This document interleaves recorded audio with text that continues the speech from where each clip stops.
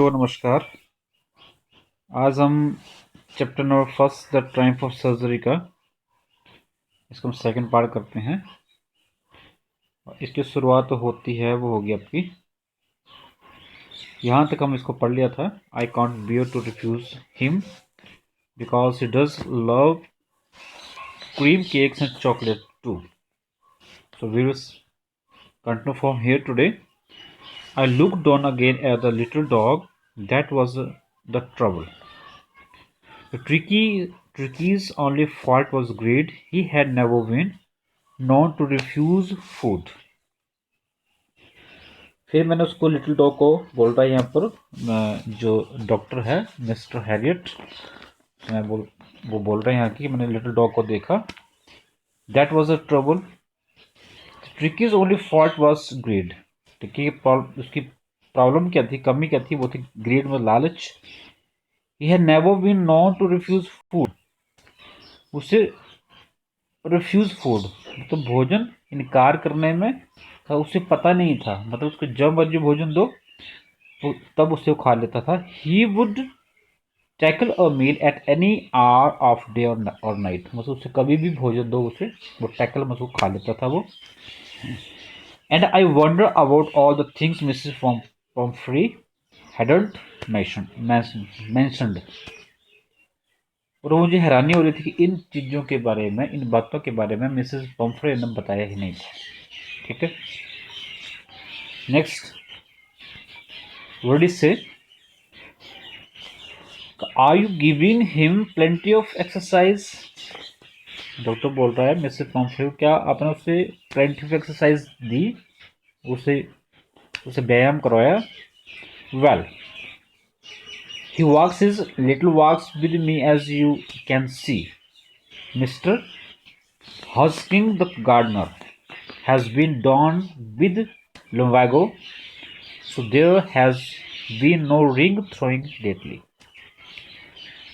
उसने बोला, उसने यहाँ बात की कि he has been his little walks with me, तो थोड़ी बहुत वॉकिंग करता है मेरे साथ, as you can see, जैसे सबको पता है।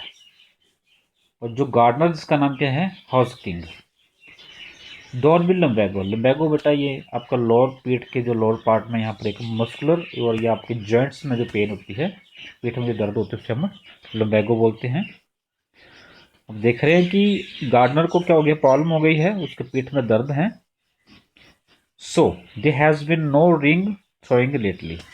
इस रिंग थ्रोइंग जो वो एक कुत्ते को जो एक गेम जो खिलाई जाती है, उसमें थोड़ा वो एक्टिवली पार्टिसिपेट करते हैं कुत्ते जो होते हैं, या समझ लो कि उसमें रिंग में उससे कुत्ते को आर पार करने के लिए बोलना है, तो इस तरह एक इस गेम।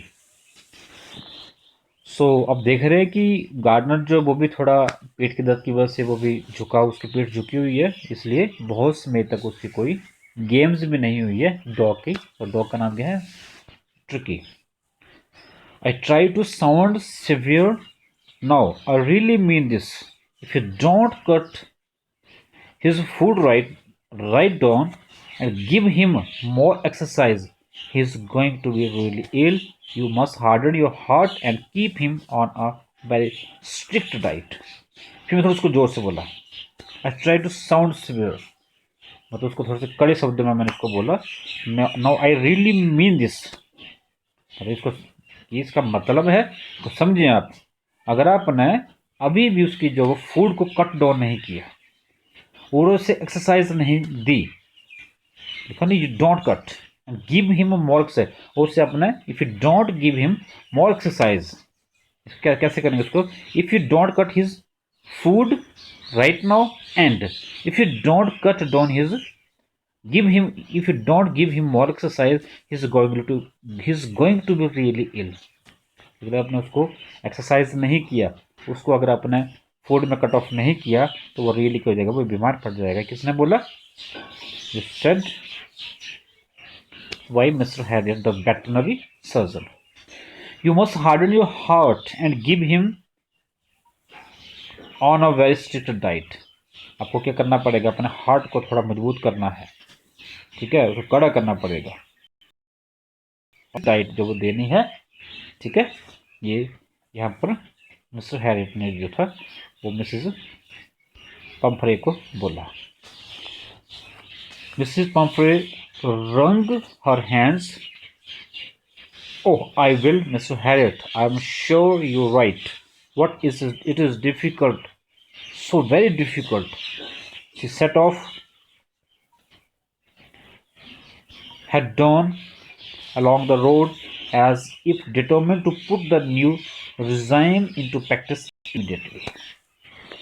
मिसेस पम्फ्रे ने अपने हाथों को उसको तोड़ना मोड़ना शुरू कर दिया और आई विल मिस्टर हैरियट बोलते कि यस मैं करूँगी ऐसा। I am sure you right.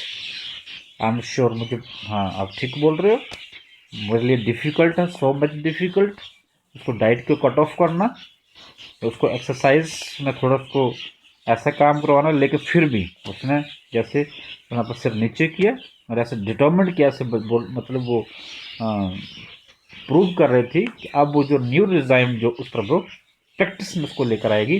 Regime होता है आपका डॉक्टर के द्वारा जो भी आपको कुछ सलाह दी जाती है, किसी डाइट के प्रति, एक्सरसाइज के प्रति, ठीक है, ये सलाह है डॉक्टर के द्वारा रिजाइम में।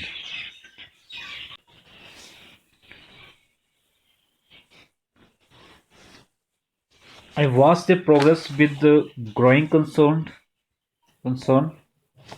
Ricky was tottering along in his little tweed coat. He had a whole wardrobe of these coats for the cold weather, and a raincoat for the bad days. He struggled on, drooping in his harness. I thought it wouldn't be long before I heard from Mrs. Pumphrey. मैंने उसकी progress को note किया।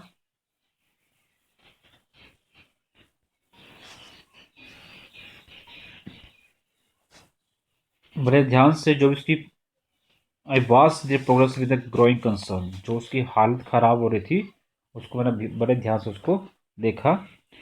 Tricky was stottering along in his little tweed coat. Tweed coat होता है आपको नहीं बस तरह एक प्रकार का ये वूलन कॉट था ये। तो मैंने उसे उस वूलन कोट में उसको मैंने कांपते हुए देखा।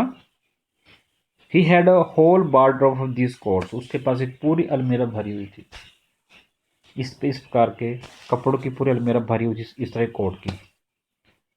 फॉर द कोल्ड वेदर के लिए अलग से कोट, और rain coat for the wet days, और जैसे बरसात के लिए उसके पास वेट डेज के लिए उसके पास अलग से रेन कोट उसके पास पड़े हुए थे।